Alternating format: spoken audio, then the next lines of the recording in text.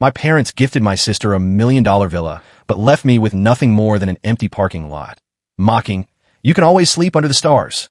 So I transformed that forgotten patch of asphalt into a booming six-figure glamping retreat and film location business. And now, they're knocking on my door, demanding share. I should have known that dinner was a setup. My parents never invited me over unless they had some kind of agenda, usually to remind me of how much I let them down. But I went anyway because some part of me, deep down, still hoped maybe, just maybe, this time will be different. I'm a mechanic. Nothing glamorous, but I'm good at what I do. I fix cars, I earn my paycheck, and I stay in my lane. Meanwhile, my sister Emily? She's the golden child. Never held a real job, never had to lift a finger. Everything she's ever wanted, handed to her on a silver platter. She could set their house on fire, and they'd still find a way to blame me. So I walk in, and of course Emily's already there, swirling her wine like she's the queen of the place. Dad's at the table with his face in the newspaper. Mom's in the kitchen pretending to be busy, probably just trying not to make eye contact. Emily smirks. Wow, you actually showed up. What, took the night off from changing tires? I ignore her and sit down. Mom said this was important. Dad finally lowers the paper. It is. We decided to divide our assets. Emily perks up like she already knows she's hit the jackpot. Mom's smiling at her. We're giving you the beach house, sweetheart. Emily gasps like she just won an Oscar. Oh my God, the one in Maine? Mom nods. Yes, honey, it's yours now. I sit there waiting. There's got to be something for me too, right? Dad turns to me, expression blank. And you, Logan, we're giving you the parking lot. Silence. I blink. The what? The old lot on 8th Street. Mom chimes in, waving her hand like she's doing me some kind of favor. It's land. You can figure something out. Emily bursts out laughing. Oh my God, that's hilarious. She turns to me, smirking. Well, at least you'll always have somewhere to sleep under the stars. Dad chuckles. That lot's been empty for years. But hey, maybe you can open a lemonade stand. Mom sighs. Logan, you always said you wanted to build something of your own. Well, here's your chance.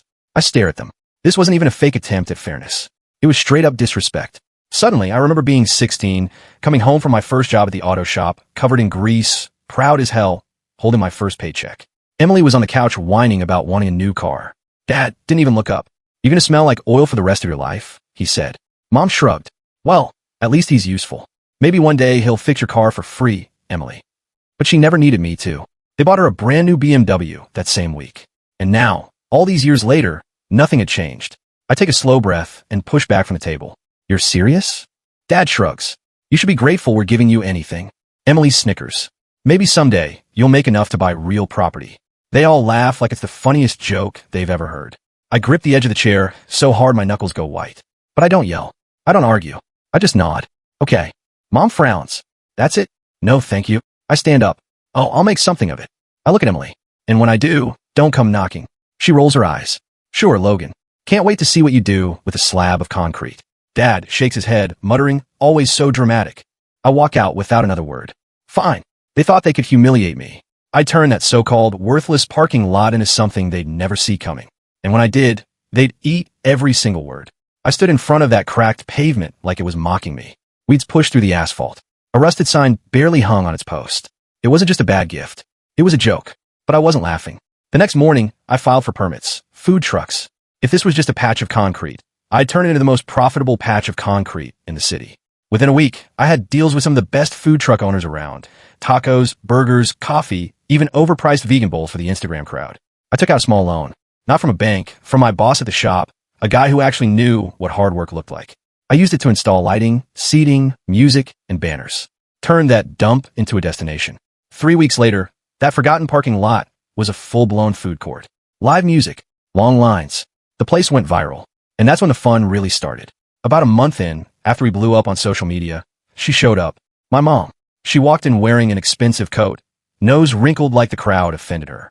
I was checking inventory when she approached. So, this is what you've done, she said, looking around like she'd stepped into a landfill. I didn't even look up. You gave me trash. I made it work. She scoffed. This isn't a real business. It's just a phase, right? I laughed. A phase that's making more money than Emily's influencer gig. Her face twitched, and right on cue, Emily rounded the corner. She stopped dead, smug smile fading as she took it all in. What is this? She snapped. A flea market? I grinned. It's called a successful business. She rolled her eyes. This is a joke. It's not real money.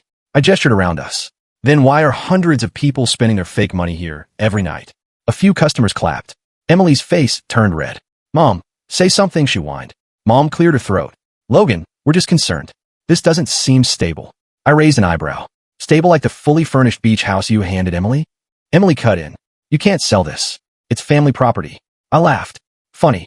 When you were all mocking me, I didn't hear the word family once. She clenched her jaw. This isn't fair. You didn't earn this. I turned slowly toward her. Are you seriously saying that to me? She crossed her arms, but her voice wavered. I'm just saying, selling it would be a betrayal. I tilted my head. Dumping it on me as a joke wasn't betrayal. Mom finally spoke again. Well, if this business is doing so well, maybe we should talk about a partnership. I stared at her, then laughed, loud enough to turn heads. You're kidding, right? You ignored me. You laughed at me. You gave me nothing. And now you want to cut. Emily folded her arms. It's family money now. I stepped forward and looked her straight in the eye. You already got your share, I said. Live with it. Then I turned around and walked back into my business, leaving them frozen behind me. They thought they could break me, but I was just getting started. It all began with a phone call. I was in my office, a converted shipping container at the edge of my booming food truck park, when my phone buzzed. Mom. I stared at the screen for a moment, then hit decline. A minute later, it buzzed again. And again. I smirked. By now, they had to notice my food truck park had become the hottest spot in town. We had live music, weekend events, a VIP section, and influencers lining up just to get a taste. I was making more in a single month than I ever did in a year back at the auto shop.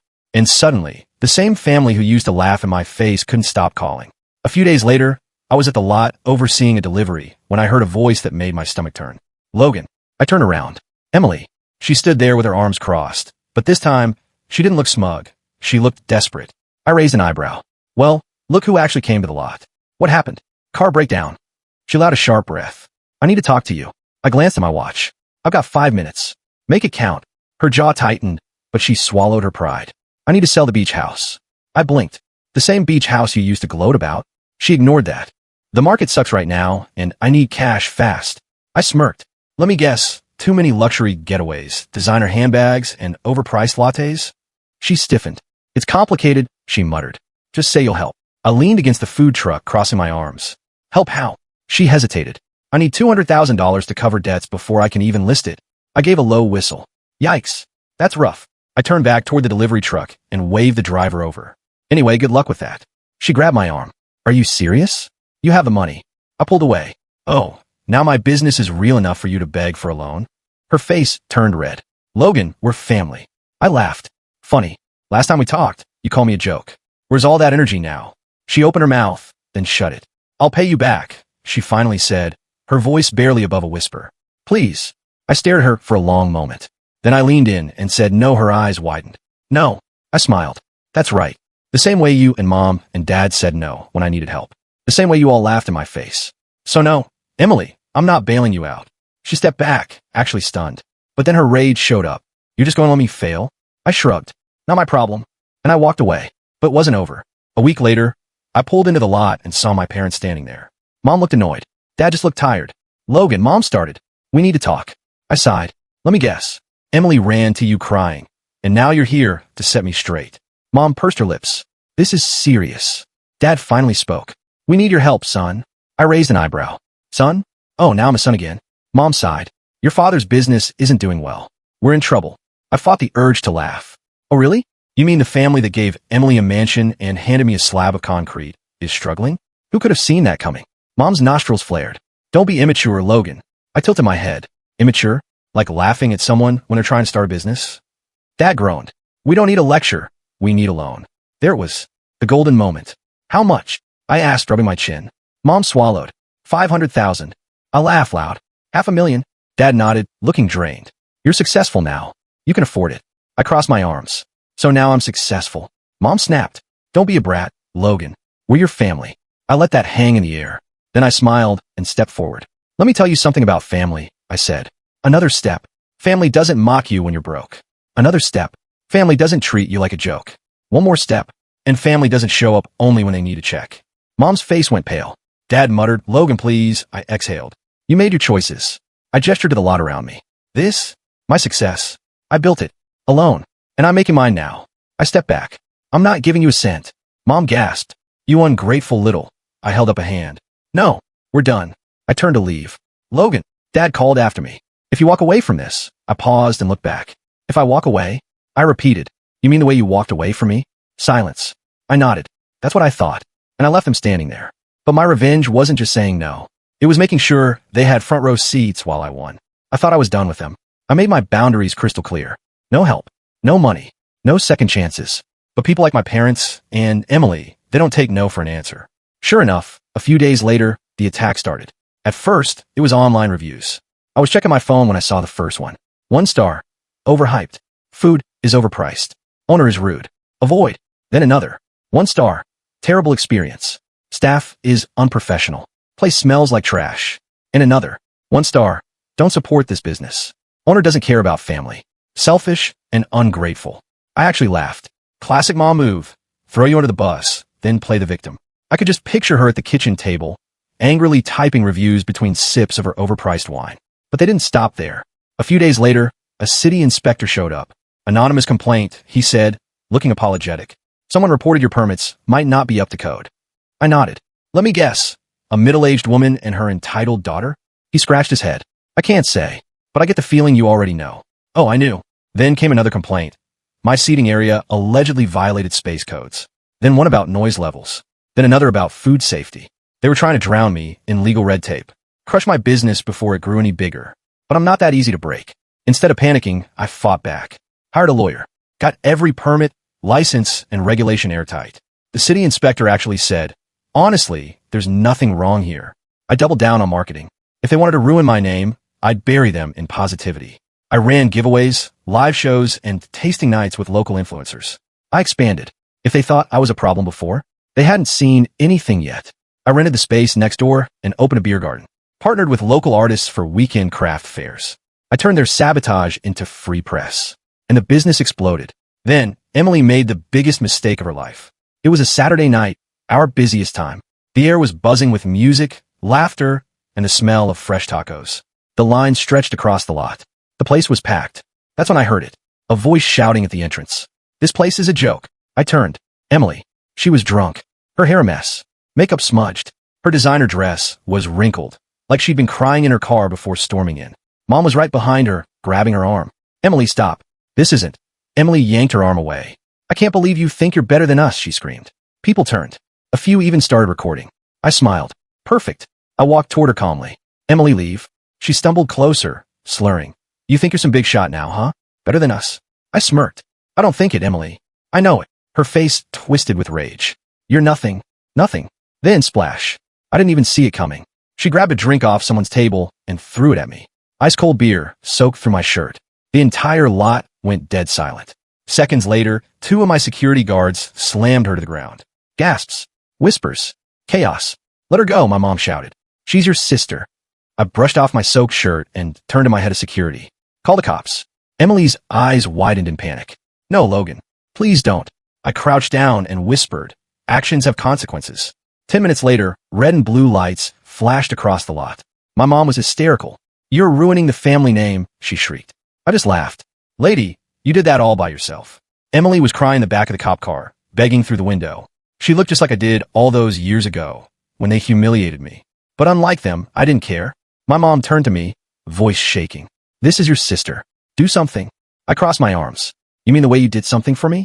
Like when you gave me nothing and laughed in my face. She had no answer. I turned away and walked back toward my customers. Oh, I called over my shoulder. Hope that beach house was worth it. And just like that, I returned to my thriving business. They wanted to watch me fail. Instead, they got front row seats to my success. After Emily's drunken meltdown and arrest, I thought maybe they'd finally gotten the message. I was wrong. A week later, they showed up at my business again. But this time they weren't smug. They weren't laughing. They looked desperate. I was in a meeting with my event planner when I saw them loitering near the entrance. Awkward, uncomfortable, completely out of place. For years, I had been the one who felt small around them. Never enough. Never worthy. Not anymore. I let them wait. When I finally approached, arms crossed, I kept my tone light. Back again, I tilted my head. Let me guess. Emily sent you? Too embarrassed to show her face. Dad cleared his throat. We need to talk, Logan. Oh, like that time we talked, and you laughed in my face while handing Emily a mansion and me a piece of junk? Mom pressed her lips together. This isn't about the past. I chuckled. It's exactly about the past. Because if you hadn't treated me like trash, you wouldn't be here now, begging. Her eye twitched. But she stayed calm. We're in trouble. I already knew. Emily had maxed out her cards, trying to look rich. The beach house was near foreclosure. Refinanced 3 times to fund her influencer lifestyle. And Dad's business? Bleeding cash. His partners jumped ship, and the economy took the rest. They were drowning, and I was their last hope. Logan, Dad said with a heavy sigh, we're family. Family helps each other. I laughed. Hard. Family, I echoed. Where's all this family talk when you were screwing me over? Mom's voice sharpened. You have more than enough. Why are you being so spiteful? I stepped closer and lowered my voice. Spiteful? Oh no. Spiteful would be me buying your house just to kick you out of it. Their eyes widened. Dad stammered. You wouldn't. I smirked. Would not. Truth was, I'd been waiting for this moment. After Emily's tantrum, after their sabotage, I saw it coming. So I made a plan. While they were going broke, I was building, buying property, expanding, and their house. The one they raised me in, then told me wasn't mine. The bank listed it, and I bought it. Mom's face went pale. No, you're lying. I pulled out my phone, scrolled, and held up the email. Logan Reed, new property purchase confirmed. Dad's hand shook. You bought our house? I tilted my head. You mean the one where you let Emily treat me like garbage? That house. Mom grabbed my arm.